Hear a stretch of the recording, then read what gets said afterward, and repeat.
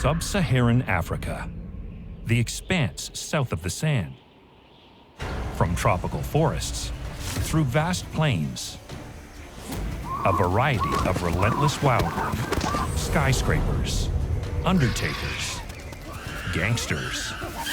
They fight to the death. They'll fight, they'll cackle, they'll hiss. And they'll all just be whomping at each other, whomp and whomp. Africa's beating heart, where some fight for their lives and others fight over a death.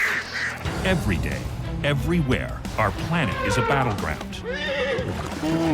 Turf wars, food fights, and mating mayhem rage on as animals outwit and outmaneuver their own kind in Battle of the Alphas. Kenya, on the grasslands of Masai Mara National Reserve. It's the tallest animal on Earth. Naturally, it sees the world from a different perspective. And when it fights, its choice of weapon is obvious, but still a bit out there. When you see a giraffe fight, it's really strange. Because they have such hugely long necks, it's really weird to think that that's what they use to fight with. But that's exactly what they do. It's called necking. When we think of necking, it's more associated with mating than fighting.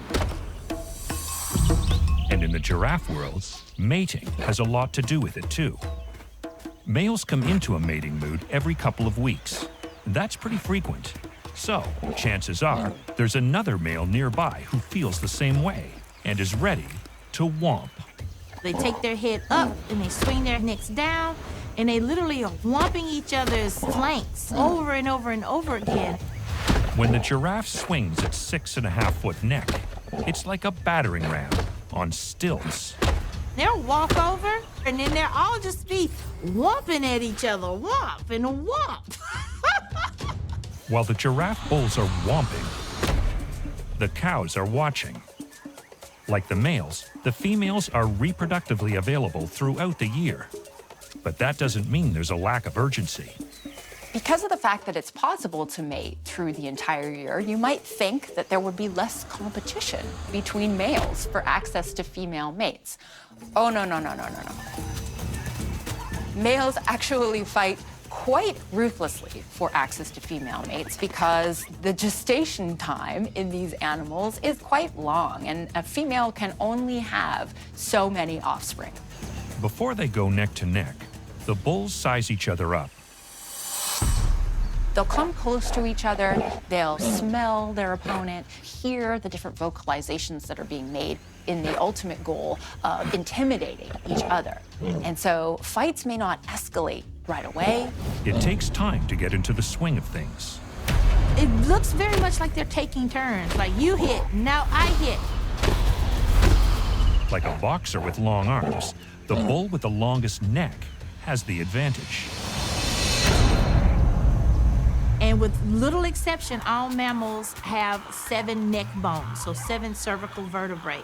They still have the same number of vertebrae as us, just each individual bone is much bigger. Its neck joints are highly specialized for life as a crane.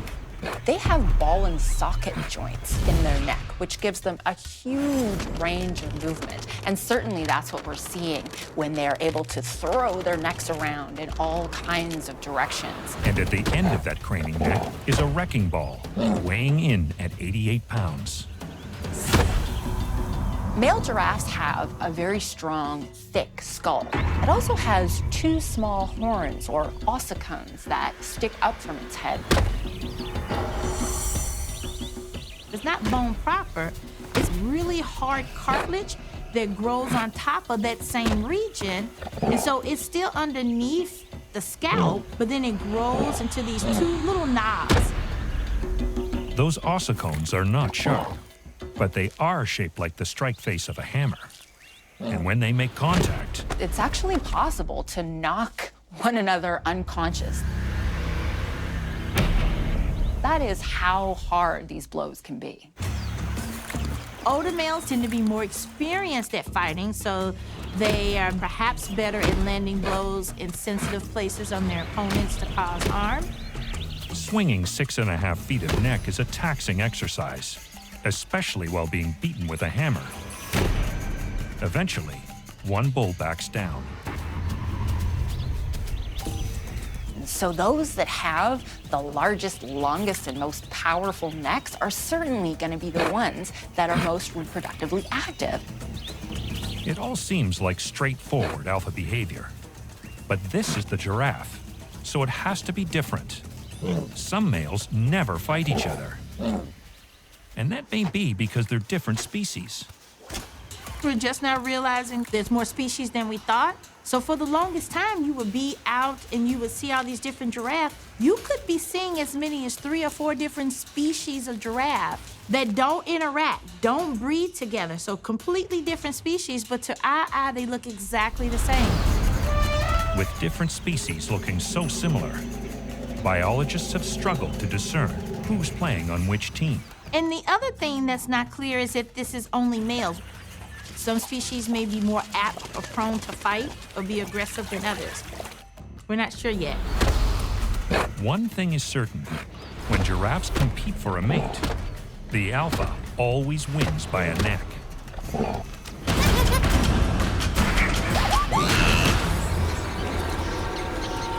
Tanzania, Serengeti National Park.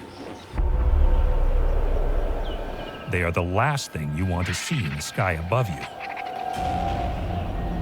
They are often the last things that'll see you. It's the undertaker of the savannah. No matter how big it was, or how fast. Whether it's lying in the open, or floating downstream, when a life ends in the savannah, the vulture's job begins. And vulture conflict is close behind. They only ever fight over food. When there's a carcass, when there are lots of vultures around, they have to fight for that meal. Up in the sky, the vulture looks like a dangerous raptor. But its prey won't be running away. The challenge isn't catching the meal, but spotting it before anyone else does. Its rivals have equally acute vision and equally voracious appetites for rotting flesh.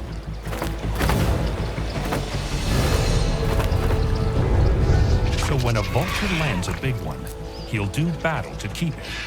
If you're perched on a carcass of a water buffalo and you're an adult bird and then a young bird comes in or a bird of equivalent strength, you will hold your ground, you'll gate, you'll show your bill, you'll make sure you drive the other vulture away so that you can feed as much as possible and quickly and before all the vultures will come in.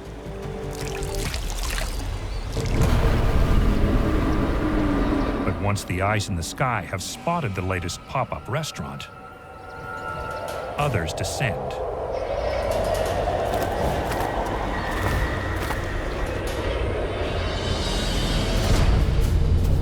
Vultures can pass weeks without a meal.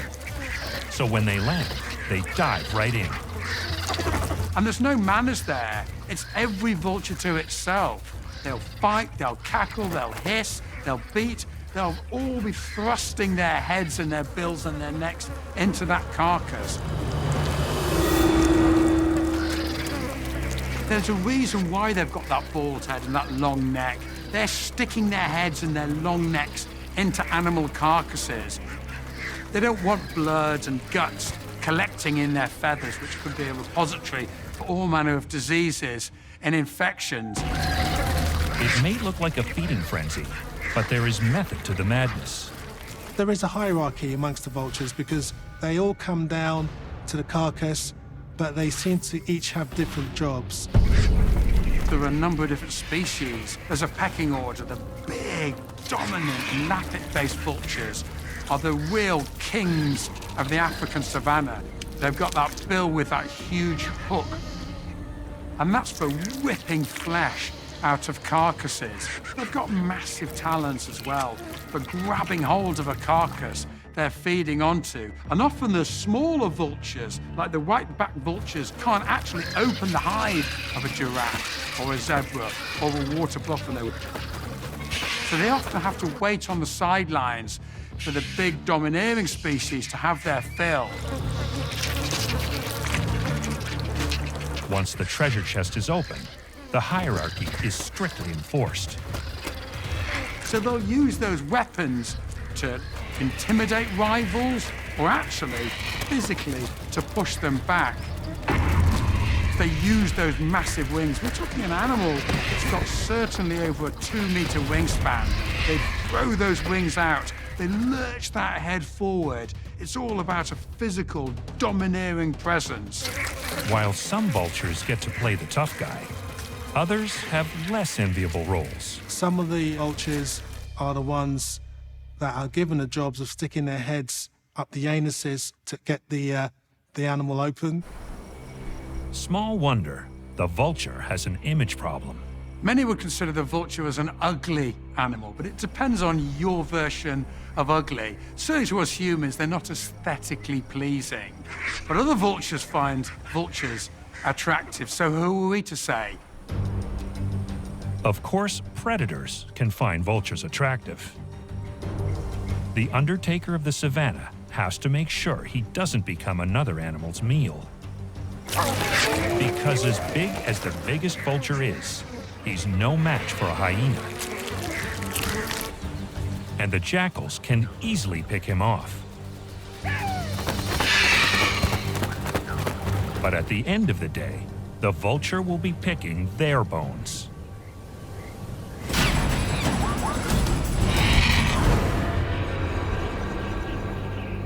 Kenya's Great Rift Valley. Here, zebras are trendsetters with a look that never goes out of style. You can't talk about zebras without mentioning the stripes.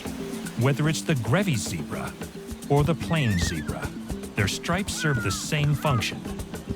They help regulate body temperature. They form an optical illusion to confuse big predators. They even protect against parasites. When the parasitic insects that are coming in to feed on their blood get close to the zebra, they get dizzy and miss. Flies or no flies, these monochrome trailblazers' true colors fall on the dark side. They are far from being docile animals. Zebras don't look that intimidating at first because we're used to horses, and horses can be, frankly, pretty friendly. But zebras, they're terrible.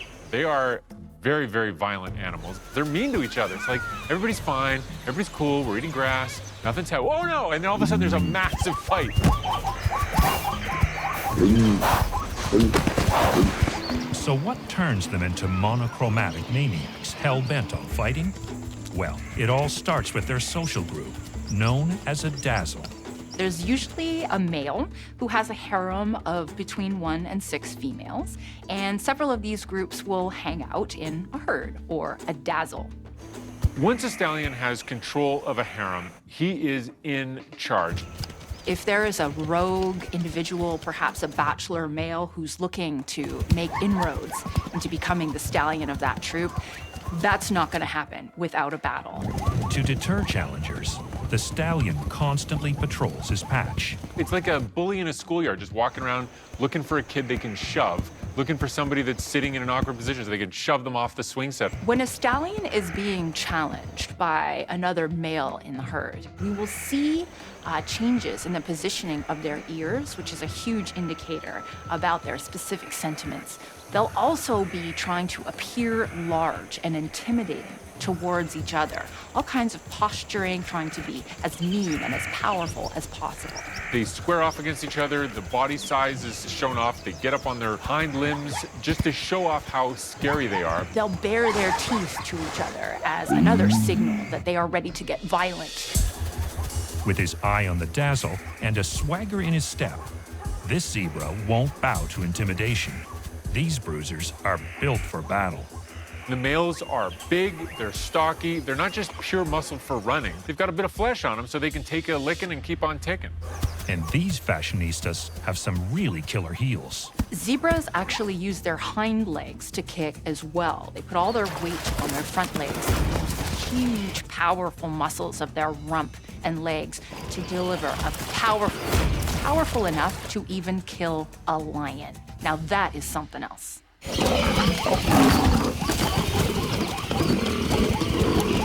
In fact, zebras have the most powerful kick of any animal on the planet. And it's not just the back end that does the damage. Zebras are strong animals, and they can turn all those body parts into weapons like that. But their most prized armament comes with a smile. Ultimately, the most dangerous weapons on these zebras are their mouths. Those front teeth, those incisors, they can grab grass and pull it up out of the ground, so they can use those teeth to tear flesh right off of an opponent. These animals are generally trying to bite each other on their very vulnerable underbelly. And so a lot of the strategies that males use are ones of strength and pinning their opponent down. Zebras will bite each other all over the place, basically anywhere they can get a shot, and they're just trying to do as much damage as possible to get that other zebra to back down. The jaw strength and the teeth are so strong and powerful on these animals that they have actually been observed biting off entire tails. With so much in their arsenal, when things do kick off, it's all-out war. Once the battle begins, it's kicking, it's pushing, and it's biting. They're just trying to manipulate each other's body in a way to keep those teeth away from their body and be able to bite the zebra that they're going after. It's a brutal, no-holds-barred attack with everything at stake. The winner of one of these battles gets to assume the position of stallion. It may be a simple case of the loser walking away and simply letting it go. In other cases, an intense battle can result in one of the participants losing their life. His life may be on the line, but a stallion's driving force outweighs the risk. The whole reason for the battles is to make babies. So once a male displaces the old male and takes over a harem, he needs to start making babies as soon as possible. But this vicious fighter doesn't just take down rivals his own size. If there are young zebra already in the group, he kills them. He gets rid of them because they don't help him at all. He mates with the females as quickly as possible to get things started. And in fact, if a female is already pregnant from the previous male, he will mate with her repeatedly until she loses that first pregnancy so that she can become pregnant with his baby. It's a brutal, ruthless system, but it's there so that the male can make babies. This fierce stallion has earned his stripes. After a razzle for the dazzle, he holds his alpha crown. Senegal, Niokolo-Koba National Park. For this troop of chimpanzees, today seems like any other day. But murder is brewing. They're our closest primate cousin. We recognize ourselves in them. The uncle who picks his ear in public. The soccer mom with the baby on board. Like us, they use tools as an extension of their bodies. And that's where the similarities can get uncomfortable. If you were under the illusion that chimpanzees ate nothing but bananas, think again. But chimpanzees are most like us when they fight.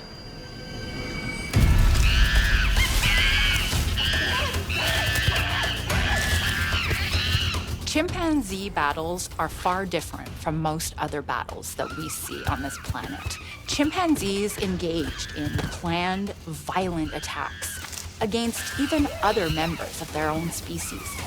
Chimpanzees fight a lot, but it's never one-on-one. They tend to form coalitions or groups that act like a team against either one opponent or a group of opponents. It's always gangs fighting gangs. 92% of the time, it's males killing other males, but it's almost always a group of males going after a group of other males or an individual. Animal behaviorists point the finger at that thing chimpanzees share with humans: a big brain. Because they have such large, well-developed brains, it's almost as though they have a war plan and they engage in it and carry it out violently and without remorse. Chimpanzees live in highly social groups. They share in the care of the young and the old. But when one troop wants what the other troop has, the situation grows antisocial. And the alpha makes plans of conquest. These battles are all about power.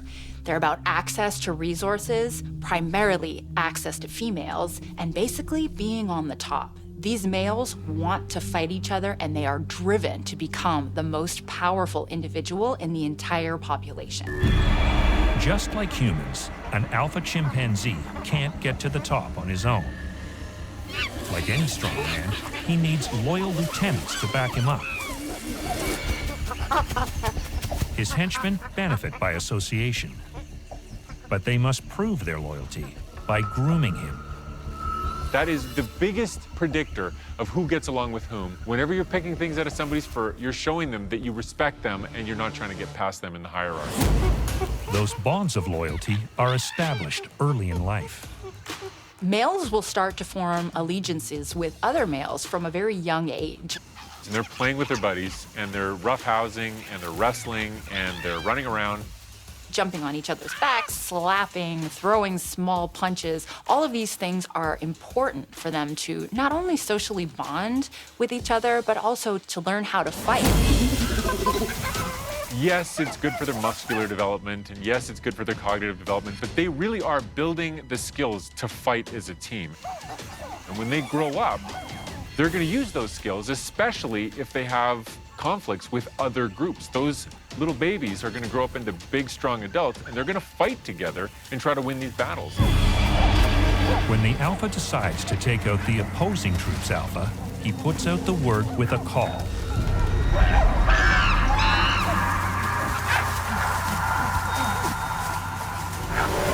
The target hears them coming. You could be the biggest, baddest individual chimpanzee in the jungle, but if there's a team of 3 coming after you, you are not going to fare well. The alpha under attack attempts a vertical escape, but the challenger and his henchmen are right behind him.